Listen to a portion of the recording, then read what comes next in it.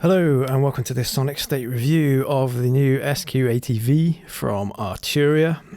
This is an emulation of the classic SQ80 synthesizer, which Ensoniq released in the late 80s.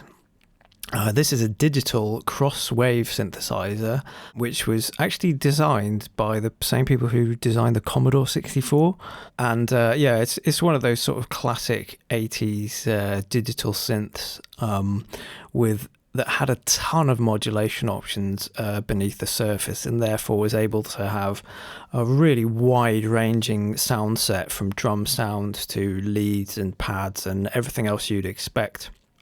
That was mainly down to the fact that it could load waveforms in. So the original SQ80 had 75 waveforms you could load in. That did include things like kicks and hi-hats and things like that. But yeah, a range of either like vocal, also instrumental waveforms that you could load in. So what Arturia have done here is like built on the original SQ80 and the features that are available and add to it, and just offer like a lot of modern accessibility to it. So the first thing to mention is that the original SQ80 had 75 waveforms. This one here has 400, so you're getting a lot more diversity out of the machine than the original. But alongside that, a really authentic experience. You can tell by the way that it looks, first of all, that there's a lot of time and effort gone into making this as close to the original as possible. This first screen here is like the overview really of some basic parameters. So like the 3 oscillators that you have here and your filter. There's also a Unison button here and the percentage, like how much detune you've got. This front panel also does offer access to the Arpeggiator, which is really nice. And it just gives you a way of seeing what you're playing.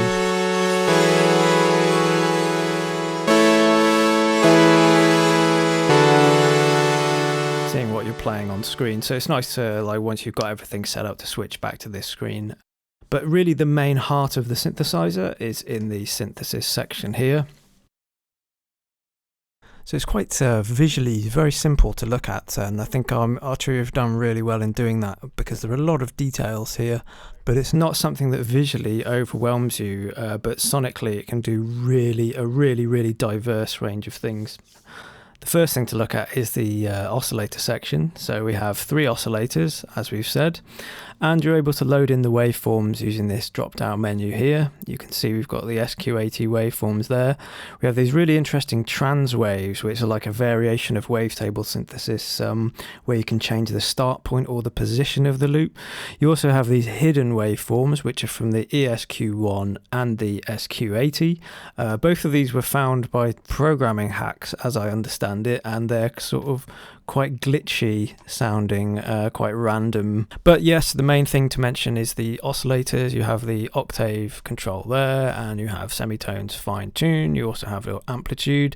That's the same for all 3 oscillators, as you'd expect.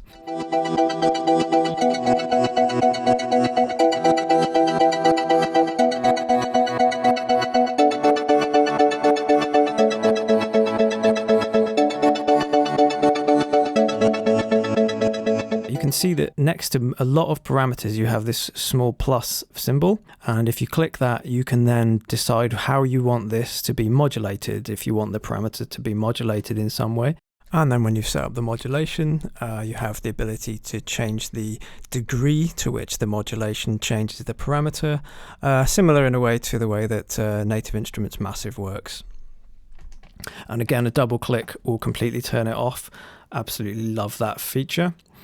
Yes, one other thing to mention about the oscillators before we move on is that you can duplicate the settings. If you really like one particular waveform or one particular setup, you can copy it to another oscillator. It will also copy over the modulation settings, which is just really cool. I think one thing to mention about this synth is that yes, it is a replication of an 80s machine, like quite an old synthesizer, but I've found there are some really nice presets on here that are very sort of modern sounding.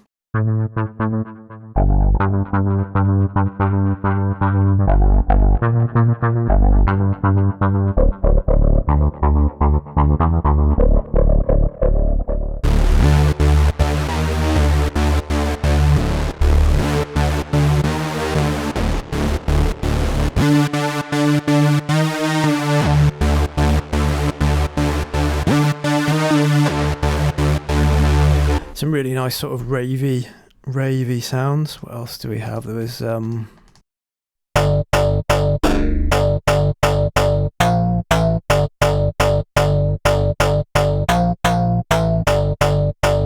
yeah, that's almost like a future bass kind of bass sound there. Really, really good. There was another one.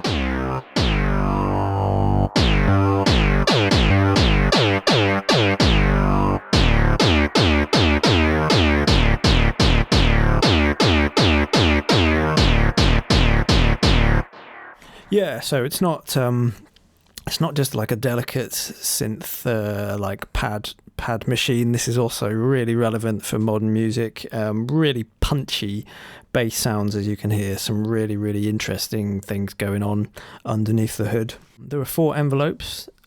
Each of these are all assignable to be modulators. Envelopes 1, 2 and 3 are all completely customized to do whatever you want to do. Envelope 4 is for the amplitude of the overall sound. So there's 3 different envelope modes for each of these envelopes. You can see there's a drop down menu there. So we've got the original SQ80 envelopes. It looks kind of like an ADSR envelope until you realize that it will go into the negative values. So it'll actually drop the amplitude down.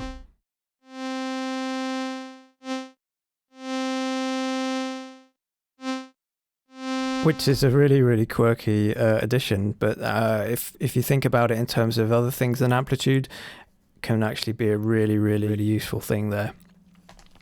There is also a multi-segment envelope, which, yeah, a very sort of modern kind of envelope, lots of nice curves to change.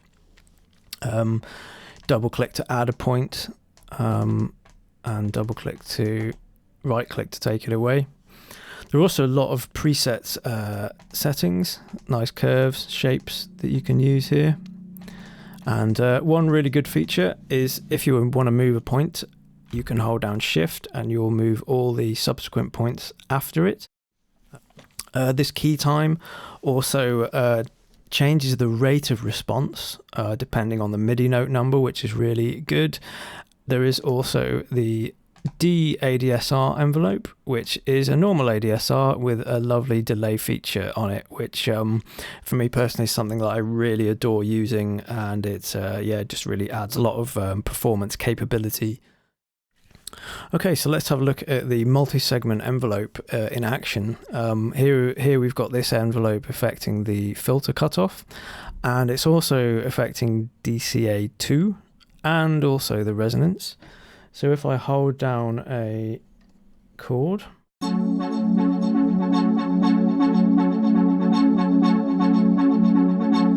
has that lovely sort of moving feel to it. I'm literally just holding down the notes there. Yeah, very much sort of like Massive would do when Massive first came about. You had this sort of envelope sequencing thing. You're also able to loop it, which is what was happening in that preset. If I just hold it down without the loop pressing, it just does these as a one shot, whereas you can loop them.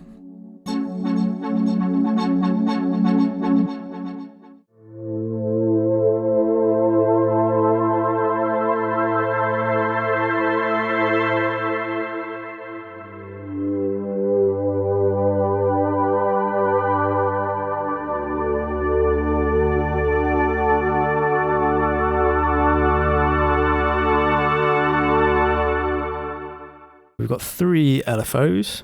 You've got 6 different waveforms for the LFO. And yeah, each of these can be assigned. You can have the LFO reset on a key press. You can have polyphonic behavior for the LFO. And you can also humanize the LFO, which will add a slight bit of randomness into the LFO playback. All of those are really nice features. Yes, we also have this we have a modulation mixer here, and what you can do is you can take 2 different sources from your modulation, and you can merge these 2 together and have mathematical combinations of them. So let's just have a look at it. So we've got envelope 1 and LFO 1 here, and they're now being multiplied together. Okay, yeah, we can show the difference between them.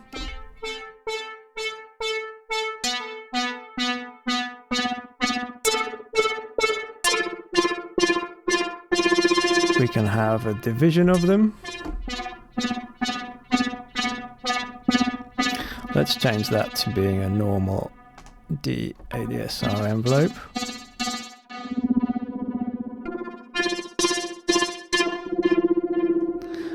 You can crossfade between them.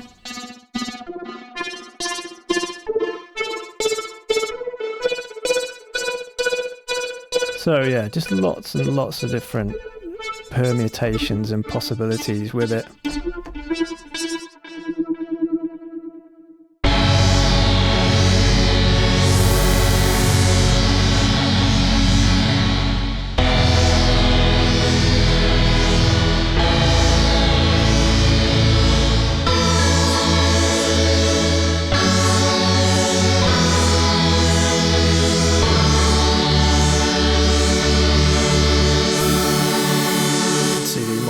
Doing a bit of filter cutoff, as you'd expect.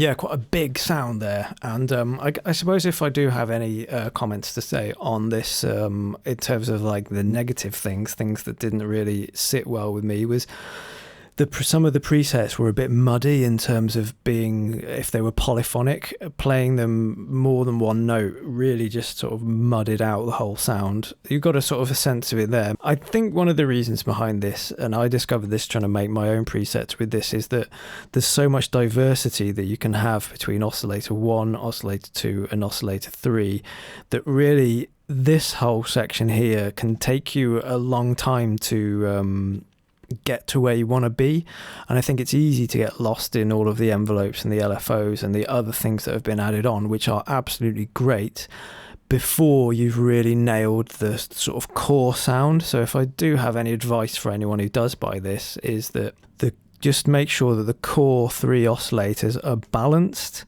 and that you have 3 sounds that really work well together, and then everything else will come after that. Tiny changes in the DCAs between the 3 oscillators has a massive impact on whether your sound's got a load of bass in it, if it's got a load of high end, if it's like sharply attacking, or if it feels like soft and distant. So the key really is this oscillator section and getting those 3 waveforms to balance and also to not clip. And then once you've done that, I think then digging in and adding the modulation envelopes and LFOs is then like really just embellishing that main body of a sound that you've just built.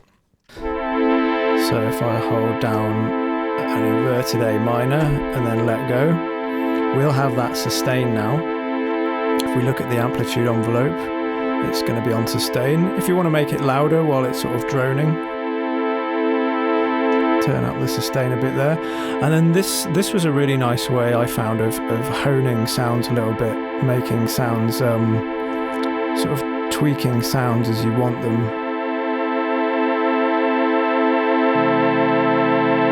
Getting tones to work together.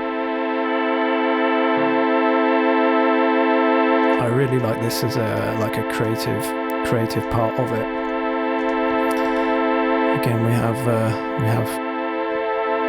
effects to mess around with there, but it just really, with that hold feature, with my hands now off the keyboard, I'm able to maybe make some different changes that I wouldn't be able to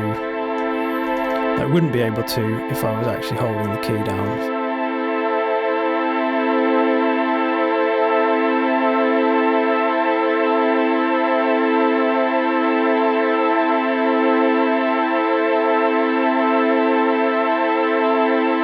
Let's just make a loop of that, and then we're going to send that to some of the effects. So that's on envelope 1.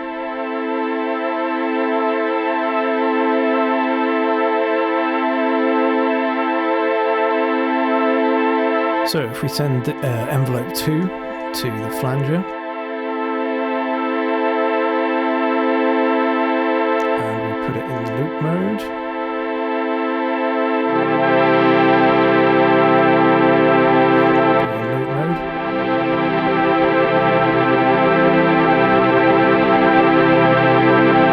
slow it down a little bit. You can see we can start to create some quite serene and quite blissful pads using this technique. just using that hold function, I think it's such a beautiful way of really digging in and crafting the sounds. So the original SQ80 didn't have any effects on it. This has 15 effects to choose from, one of which I must point out is the Juno chorus, which I've been enjoying.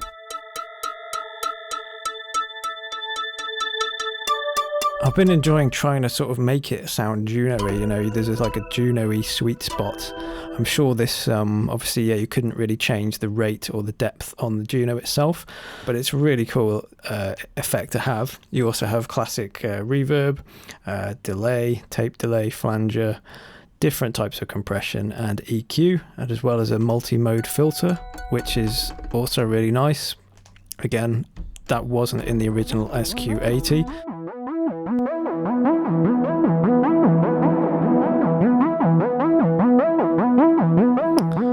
Bit crusher as well, which for me sometimes works really subtly. I think it works very, very well with the SQ80 V. Obviously you can go well overboard with it, but it's really nice to have it and just downsample a little bit. There are also delays, and there's quite nice visual feedback. If you sort of move parameters, you do get a visual feedback of what's happening, although not all the parameters give you visual feedback, which I think maybe feels like a bit of something that they ran out of time to do. It sort of feels like that because there's some parameters that offer you visual feedback and it's really, really nice to see, and then others just don't at all. Yeah, it would be nice to have had that as like a completed visual feedback, but obviously the audio is the primary thing, and that's all sounding good, so no problems there, no problems on the audio side.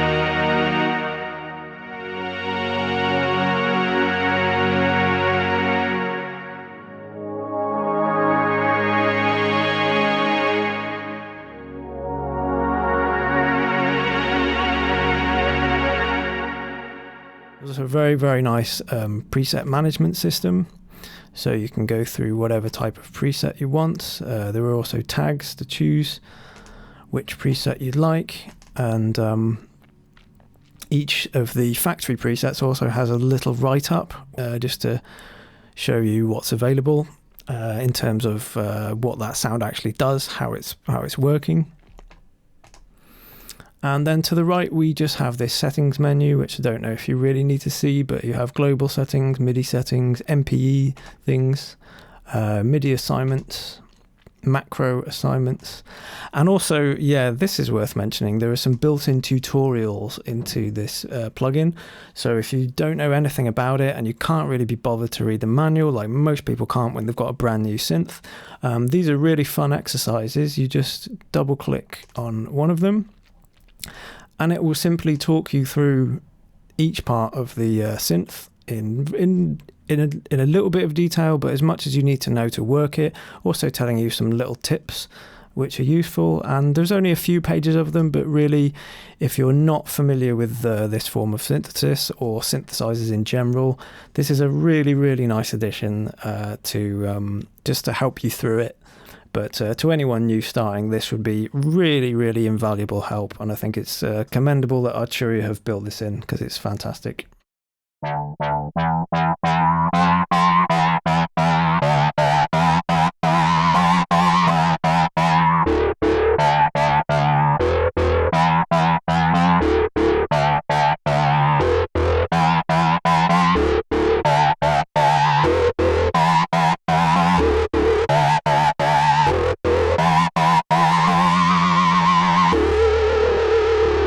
Yeah, really nasty, disgusting, gross.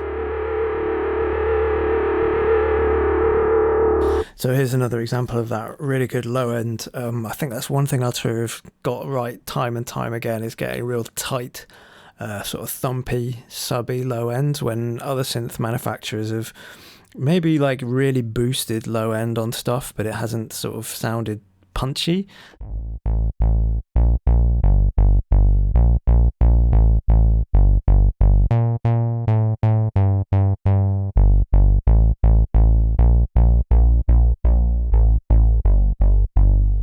Yeah, I really like that phased bass.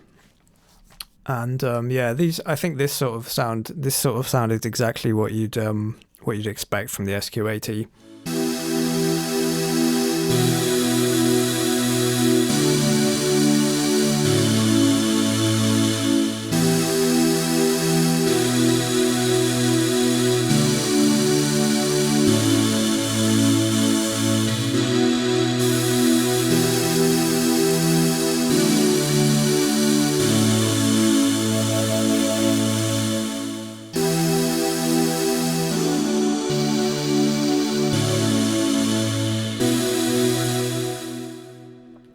That's what I'm here for, those sorts of digital, sort of ethereal pad sounds. I really enjoyed using this SQ80 V.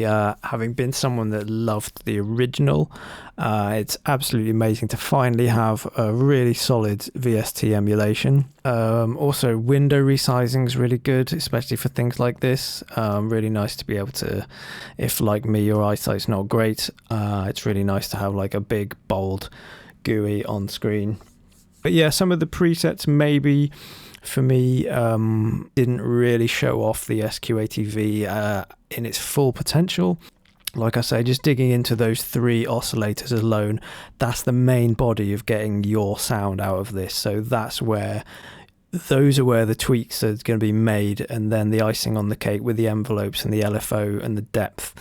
But now with 400 waveforms, you can really create something that is very special and unique, and can be percussive, can be bass heavy, can be a evolving pad sound. In terms of CPU, quite low CPU usage, but yeah, a really faithful rendition of the SQ80, something that's useful for anyone making retro music, 80s inspired synthwave and all that kind of vaporwave stuff, but also modern sounds. It's got that sort of synthy, trancey at sometimes edge. I think with the way that the envelopes can be moved and sequenced, gives you a lot of different choices in what sort of sounds you want to make.